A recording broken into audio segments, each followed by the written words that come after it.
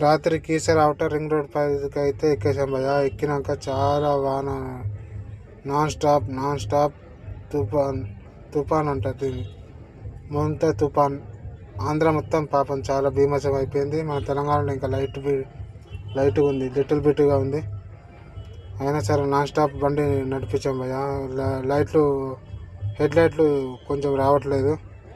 అయినా సరే సన్మానించుకుంటా వెళ్ళిపోయినా. 3.5 hours అందుకే పట్టింది భయ్యా. చెర్లపల్లి టు తూప్రాన్ రానికి 3.5 hours పట్టింది. వెహికల్ కూడా కొంచెం రిపేర్లో ఉంది. చాలా ఇబ్బందిగా వచ్చాను భయ్యా.